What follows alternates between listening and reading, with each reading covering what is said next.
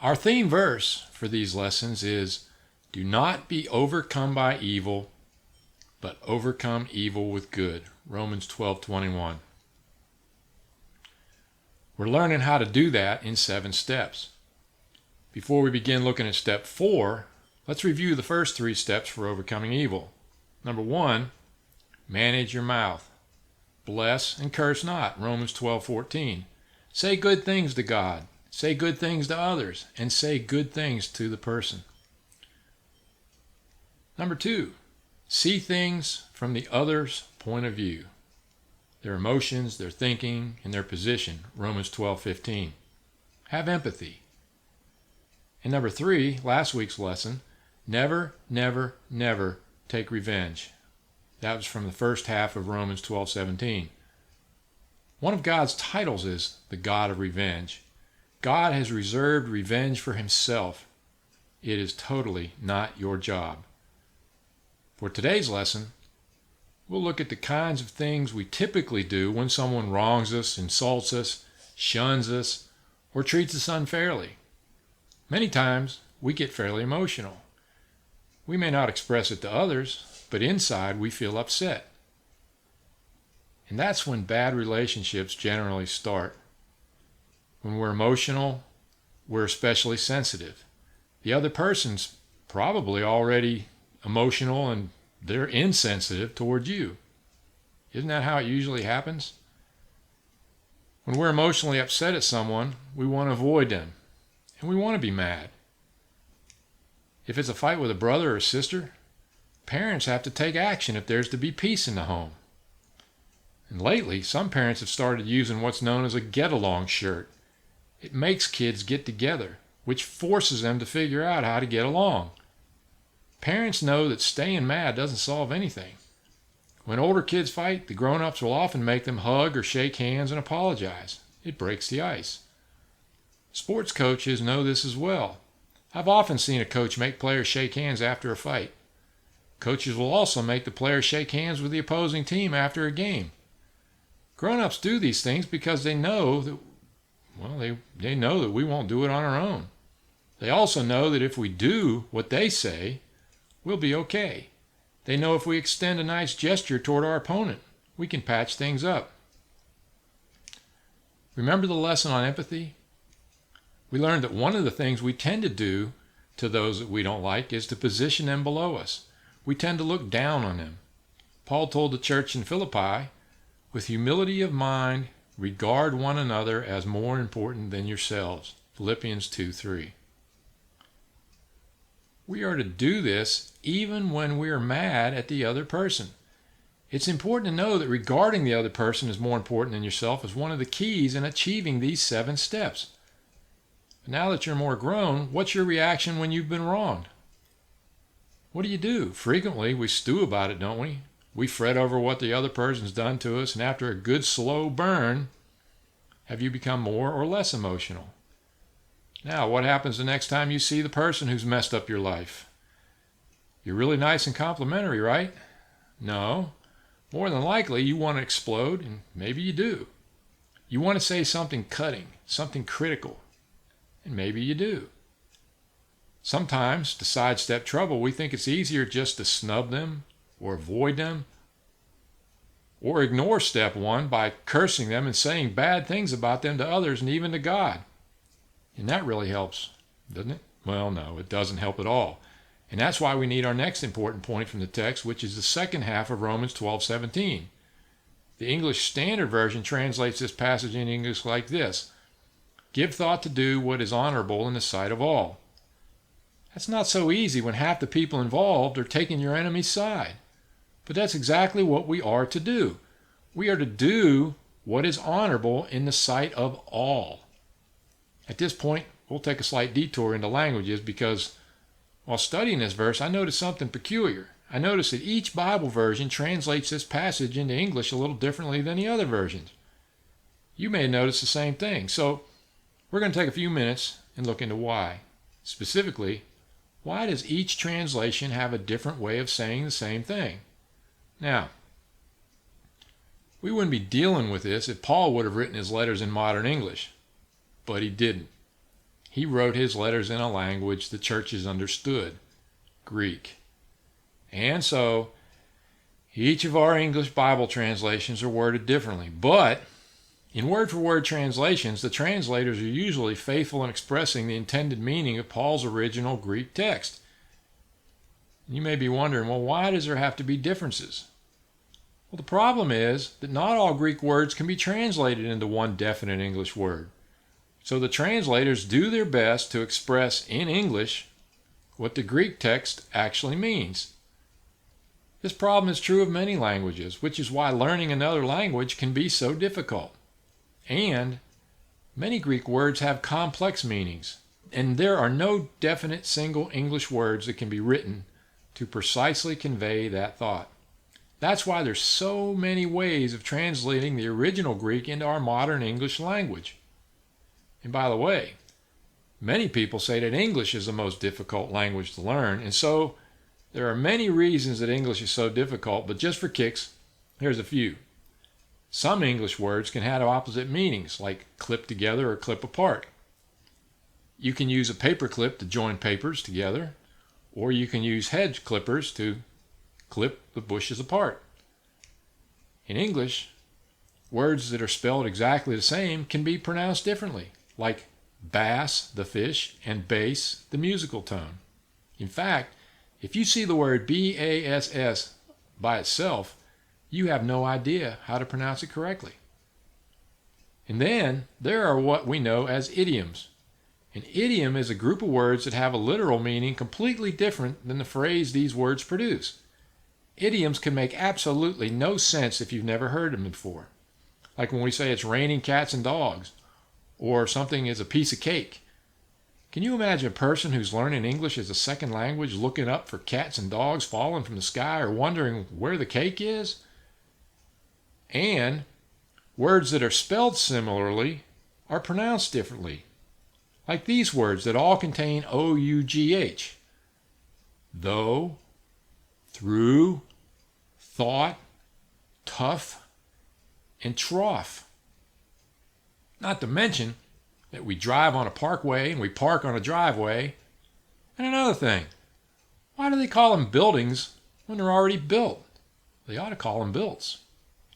Now, try translating all that into Greek. You can imagine how difficult it is for Bible translators to all translate Greek and English in exactly the same English words every time.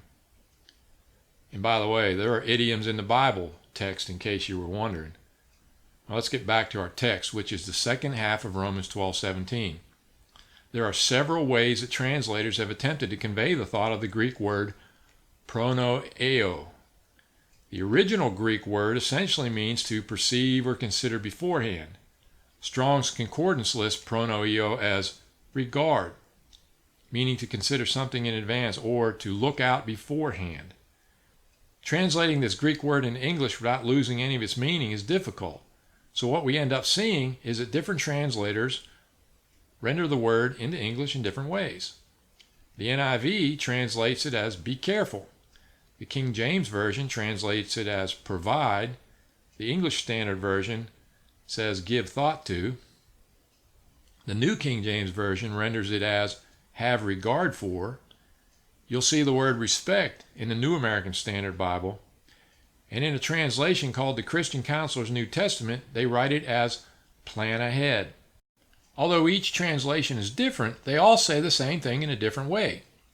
Looking at Romans 12:17 in each of these versions, you'll see that the New International Version reads, be careful to do what is right in the eyes of everybody.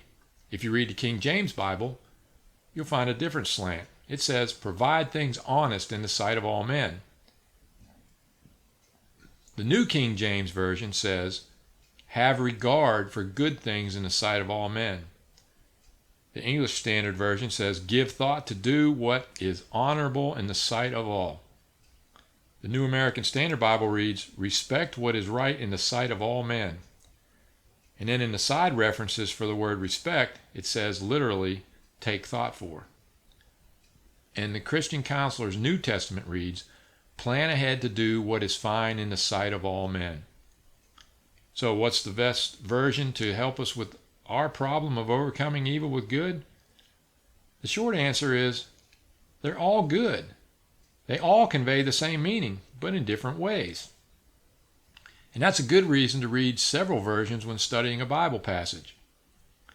Reading several different versions will give you different expert translations. In fact, I've often read that people recommend you do that when you're studying difficult Bible verses. I've done that many times myself, and it helps. And while we're looking at word meanings, look again at Romans 12:17 and notice another word translated differently in each version. The NIV, be careful to do what is right in the eyes of everybody. The King James Version, provide things honest in the sight of all men. The New King James, have regard for good things in the sight of all men. The ESV, give thought to do what is honorable in the sight of all. The New American Standard Bible, respect what is right in the sight of all men. The CCNT, plan ahead to do what is fine in the sight of all men. The text says we're to have regard, give thought to, and plan ahead to do what is right. Provide things honest, have regard for good things, to do what is honorable, to respect what is right, and to plan ahead to do what's fine. What is this Greek word translated so many ways into English? Well, let's look again at the Strong's Concordance. The Greek word kalos means properly, beautiful, or good. You can see on the screen how each version treats this word. And that same Greek word is translated in other places in the Bible, depending on the context, as beautiful, handsome, excellent, precious, commendable, and admirable. In this study, we're going to use the word beautiful. And now we're moving on to step number 4, which is plan ahead to do something beautiful. We can learn a lot about restoring a bad relationship in Romans 12:17. First, we plan ahead. Well, what's it mean to plan ahead? Instead of reacting with your emotions to the person who has wronged you, you think about what may occur and determine what you'll do before it happens. You don't wait until that moment to decide. In modern corporate language, this is called being proactive. You may have heard this term. Proactive means that you anticipate what may happen and plan ahead so that you'll have a well thought out response. Proactive, by the way, is the opposite of the word reactive. Being reactive means that whatever happens to us causes us to react. The problem with being reactive is that your response is not well thought out, and you're more likely to react in a negative way. How many times have you had a confrontation with someone and you walk away wishing you would have said something else, but you didn't think about it at the time? We need to avoid that problem if we can. Incidentally, being proactive is habit number 1 of the 7 habits of highly effective people. Be smart. You know that you're going to see this person again, so instead of reacting and making things worse, do this and do it ahead of time. Think this situation through. Get some ideas. Come up with a plan. Your goal is to heal the relationship. But also remember, a goal without a plan is just a wish. And having a plan is not just a good idea. Notice that Paul specifically says plan ahead. He doesn't say that it's a good idea. He says to do it. He says to come up with a plan before you ever see this person again. So you have to think it through. You have to pray about it. Ask for God's help because you need it. Maybe you can talk to someone you trust. They may have experience in the matter, or they may have wisdom that can be useful. I think it's sad that many times we have good advice at our fingertips and we let it slip away. We have parents, relatives, teachers, or good Christian people in our local church that can help, but we don't ask. After prayer and much thought, you create a step-by-step plan on what you're going to do to overcome this evil. And remember, we're in a spiritual war. It's a war against evil. Let me ask you this. What does any military leader do who's fighting a war? Does he simply march the army along until he meets the enemy?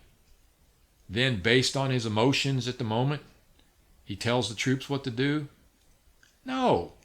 He has a plan before they or the adversary ever attack or seek peace. Look at 1 Thessalonians 5:15. Notice what Paul says in this passage. See that no one repays evil for evil, but always seek to do good to one another and to everyone. And look how the New King James translates this same verse. See that no one renders evil for evil to anyone, but always pursue what is good both for yourselves and for all. Notice it says seek in ESV and pursue in the New King James Version. Both seek and pursue mean to be active in looking toward something, not just sitting back and waiting to see what might happen. If you seek or pursue what is good, you don't just do the first thing that comes to your mind when it happens. To seek means to look for ways to do something good for the person you just can't stand. Why? Because we're told to. Look at the words again. Always pursue what is good both for yourselves and for all. That means you search and search to find a good thing to do for every person. Well, what is this good thing we're supposed to pursue? To do what is beautiful. Plan ahead to do what's fine in the eyes of everyone, says the Christian Counselor's New Testament. Give thought, says the ESV. Have regard, says the New King James Version. As I already said, you can translate this word for fine as beautiful, and usually it's translated good, but here its definition could possibly be seen as beautiful. Plan ahead to do something beautiful for this person. Don't merely settle for no conflict, but do a beautiful thing. Let's think this through. Suppose that a person gets on your last nerve, or worse, they've wronged you. Maybe they're always one-upping you. Maybe they badmouthed you behind your back or lied about you. Maybe you suspect they've taken something that belongs to you. What are you supposed to do? Well, Paul says, plan to do something beautiful for them. The text, of course, doesn't tell you exactly what to do. Each situation's different, and that gives you the opportunity to be creative. I know some people say, you've taken this a bit too far. I'm supposed to do something beautiful for the person who's wronged me? And they may think, why should I? They don't care about me. They always argue with me. They always find a way to put me down, etc., etc., etc. Change your focus. Be humble. Think of the other person as better than yourself. And I know this is radical teaching, and it isn't practiced nearly enough. It's hard to do. And it's a lot easier to teach than it is to do. But this is what the Holy Spirit says to do. And if you're still thinking, why should I? Think of the cross. When we wronged God, what was the most beautiful thing God could do for us? Knowing our sin, He came up with a plan. A beautiful plan. The plan of salvation. Planned from the very beginning of time. It was planned that Jesus would die for our sins so that God could be just and still be merciful. Is anything more beautiful than that plan? Look at how Paul worded this thought earlier in Romans. He wrote, you see, at just the right time, when we were still powerless, Christ died for the ungodly. Very rarely will anyone die for a righteous man, though for a good man someone might possibly dare to die. But God demonstrates His own love for us in this. While we were still sinners, Christ died for us. Since we have been justified by His blood, how much more shall we be saved from God's wrath through Him? Romans 5:6-9. Jesus did the most beautiful thing He could do for us. He gave us the opportunity to no longer be the objects of God's anger. Paul said that we, too, must do something beautiful in the sight of all men. Well, what does he mean? Is he telling us to make sure we do this where everyone can see? No. He is instructing us to do something that is so good that it's irrefutable by anyone who knows anything about it. In other words, your response should be memorable to everyone, not just your enemy. I've made this point many times. People are watching you. You may think you live in a vacuum, but you don't. Your brothers or sisters watch you, your friends watch you, your enemies watch you, and even people you barely know watch you. The beautiful thing that you've planned to do should be such an action and done in such a way that even skeptics are forced to examine your response.